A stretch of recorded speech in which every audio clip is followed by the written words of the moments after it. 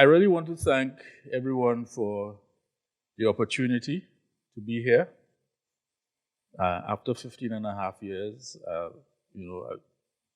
of service, I always used to tell folks that when I was at A-level and did economics, one of my goals, and my friends and colleagues at that time will remember that I told them that I want to work at the ECCB.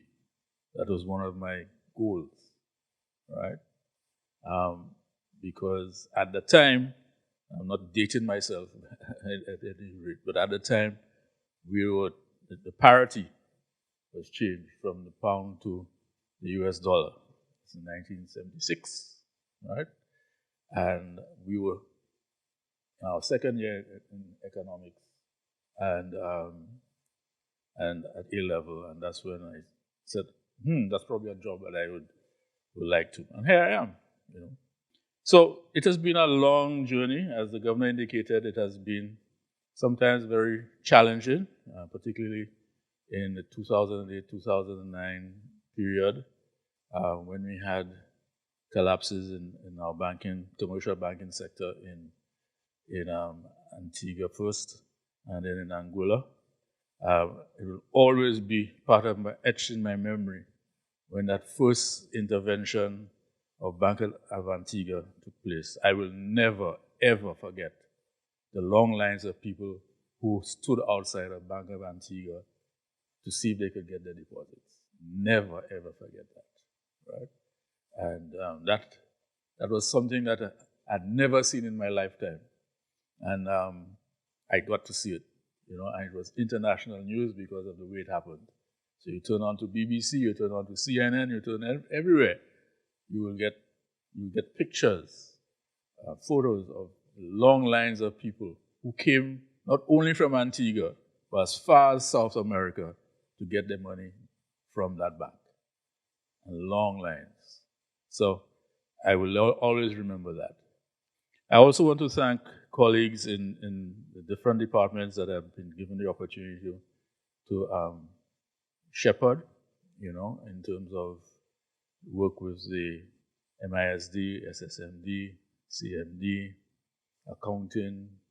I might forget them now. But all of these departments, I sort of help to nurture them along, and to see if we can raise the standard of what we are doing here at the bank, whether it was with CMD in terms of the new equipment, the tracking of our currencies throughout the region, the ECM ISA, which is, I think we're getting a newer version of it right now. We're testing it, and all in, try and modernize the way that we did business, because we could not be living in the 19th or 18th, in the 20th century. We are in the 21st century. So we needed to harness technology in order to do these things. And, along the way, I've met a lot of friends, a lot of the occasion to really rub shoulders with a lot of talented people in this place, and also talented people in the ECCU. My colleagues, John and Whitfield, have indicated the reach. I treasure those opportunities.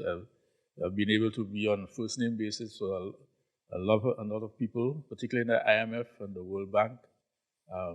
Very, very close colleagues who, during the dark days of the interventions, they came and they assisted us. And, up to today, we are still, on a first-name basis. So, I really treasure those moments. Some of these colleagues at the IMF and the World Bank have since retired, but I've had the opportunity to at least send an email to one or two to ask for more assistance, and they readily give us assistance. And that is the essence of relationship building. That once you have relationships with people, and you don't treat them unkindly, that they will reciprocate when you ask them a question. I found that out throughout my journey here at the Central Bank, and as well as other places that I have worked and had the opportunity to work. The only people I think I've lost connection with in a kind of way is the people down under, all the way in New Zealand, but they're very far. From time to time, I will check the KPMG website for the Wellington office where I worked, and I see some of the guys who I work with are partners. One of them is a senior partner.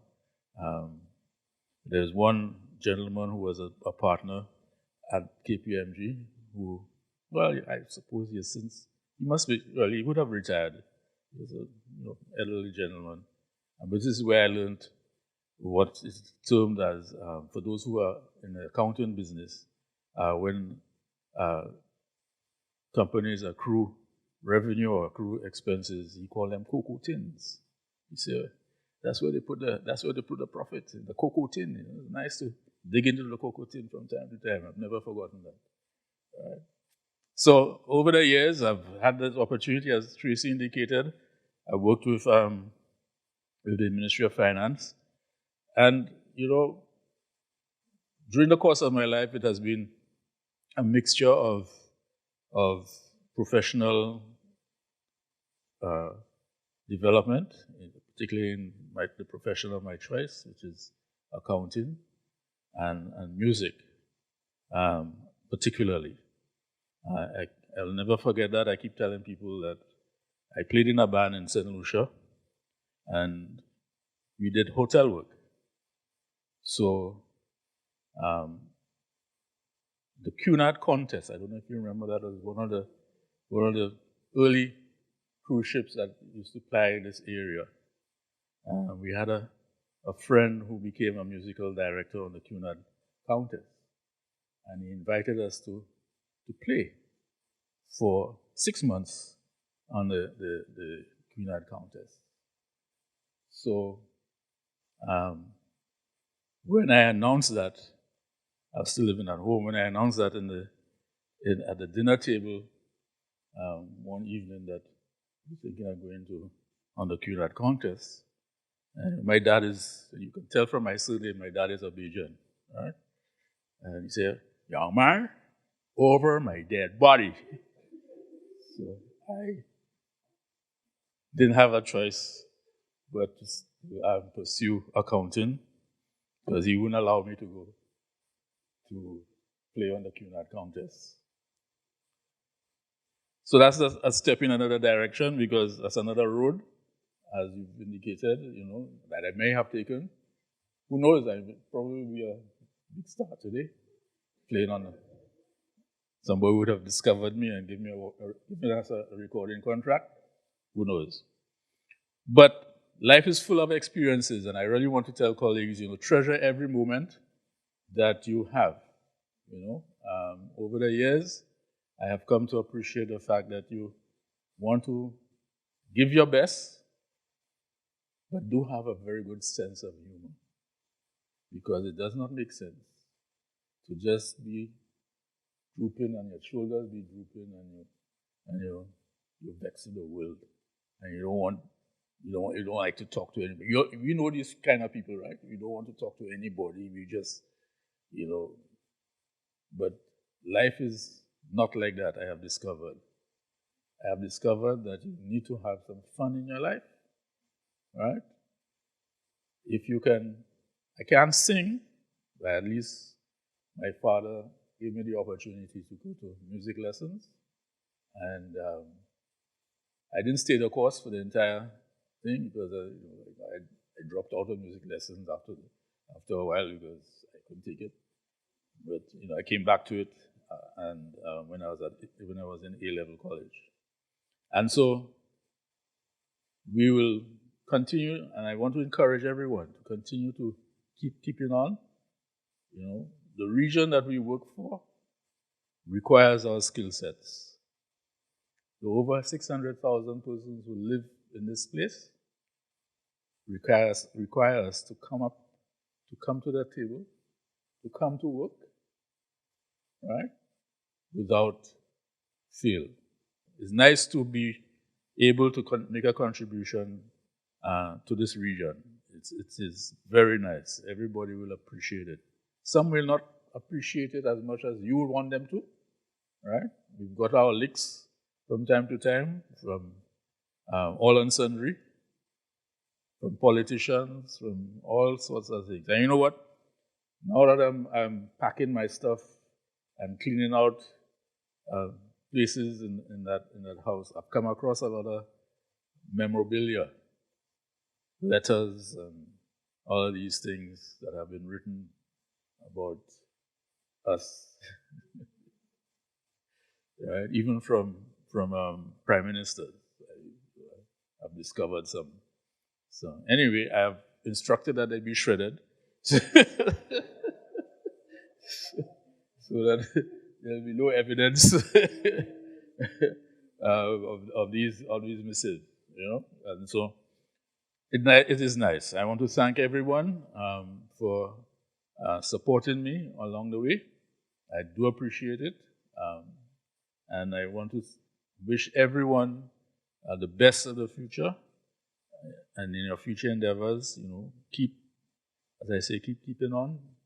Please keep serving the region. The region will love your efforts, even if they don't say it openly, but they will love your efforts. And of course, I will be here or there or wherever. All right? And just one last anecdote. When you remember a few years ago when I was espousing my retirement plan. My retirement plan was to get a taxi. You remember that? Right? Get a taxi, sit at an airport somewhere, play dominoes or whatever, and wait for the next flight to come in to get my next passenger.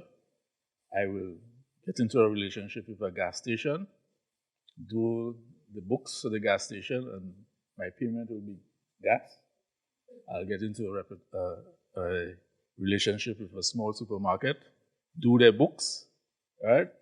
And my payment will be my groceries and whatever else that I needed from that, and I could live happily ever after. But COVID came, and as the Bayesians say, scat spraddled the thing, and so I have to look for a plan B. So it means that I will have to do some consulting rather than drive taxi, but that's okay. Thank you very much. I do appreciate the farewell, and you know, colleagues, I'll always remember my 15 and a half years here and all the folks that I rubbed shoulders with, and I do appreciate the fact that you could have taken some time off, whether it was virtually or otherwise, to wish me all the best, right? And that has to do with Mr. Ripoll. We had a professional relationship. Sorry, Mr. Ripoll, you know, the fourth building might not be something that we probably will do now in these COVID times, all right? And Lisa Brathwaite, from my alma mater, KPMG. Thank you very much, and I appreciate it.